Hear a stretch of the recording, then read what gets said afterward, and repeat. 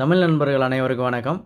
இன்றைக்கி நம்ம வீடியோவில் வந்துட்டு எதை பற்றி பார்க்க போகிறோம்னா, ஃப்ரீகாயினோட லேட்டஸ்ட் அப்டேட்டை பற்றி தான் இந்த வீடியோவில் வந்து பார்க்க போகிறோம்.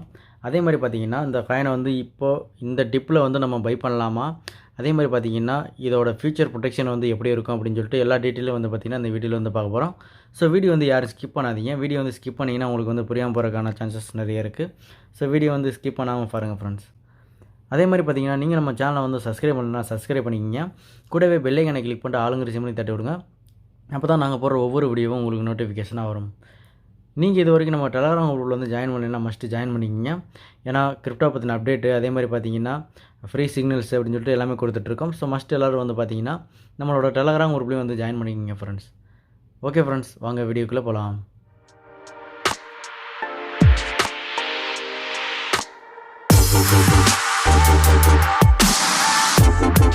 ஓகே ஃப்ரெண்ட்ஸ், இந்த காயினோட லேட்டஸ்ட் அப்டேட்டை பற்றி பார்க்குறதுக்கு முன்னாடி ஃபஸ்ட்டு இதோட சார்ட்டெல்லாம் வந்து பார்த்துடலாம்.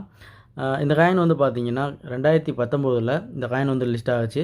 இந்த காயின் லிஸ்ட் ஆன கொஞ்ச நாள்லேயே வந்து பார்த்திங்கன்னா ஒரு நல்ல ஒரு பம்பு கொடுத்து 0.001 அப்படிங்கிற ஒரு டிஜிட் வரைக்கும் இது வந்து ஒரு ஆல் டைம் வந்து ஹை வந்து கொடுத்துச்சு.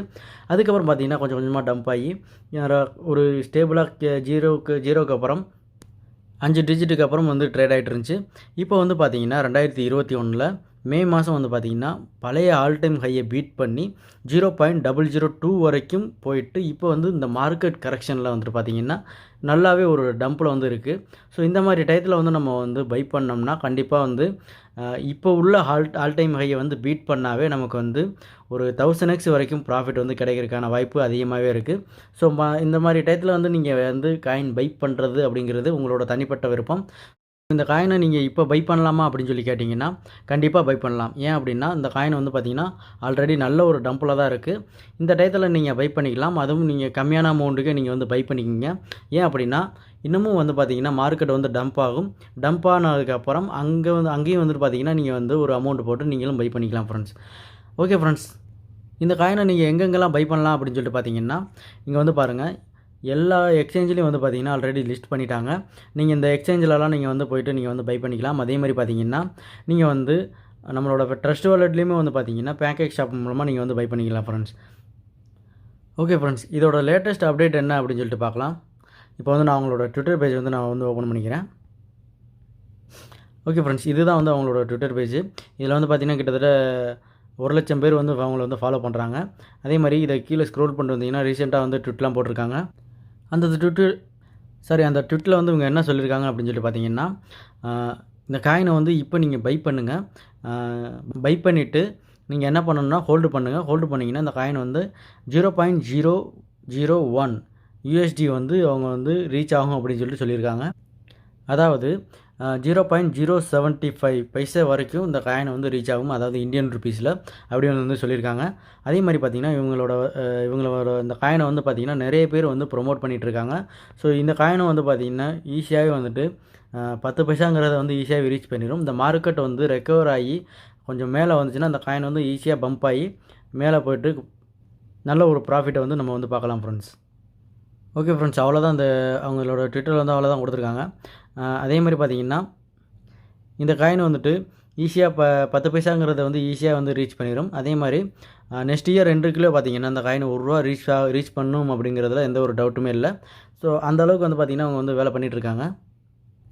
அதே மாதிரி பார்த்திங்கன்னா அவங்க வந்து பினான்ஸில் லிஸ்ட் பண்ணுறதாகவும் வந்துட்டு சொல்லியிருக்காங்க. ஸோ அது எந்தளவுக்கு உண்மை அப்படின்னு சொல்லிட்டு தெரியல. ஸோ மஸ்ட் எல்லோரும் வந்து பார்த்திங்கன்னா இந்த காயினை நீங்கள் பை பண்ணி ஹோல்டு பண்ணிங்கன்னா ஒரு நல்ல ஒரு ப்ராஃபிட் வந்து எடுக்கலாம்.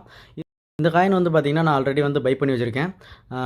இதுக்கப்புறம் வந்து பார்த்திங்கன்னா இன்னும் டம்ப் ஆகும்போது இன்னமும் வந்து பார்த்திங்கன்னா நான் வந்து பை பண்ணுவேன். ஏன்னா வந்து பார்த்திங்கன்னா இந்த காயினில் வந்துட்டு நான் ஆல்ரெடி இன்வெஸ்ட்மெண்ட் பண்ணியிருக்கேன்.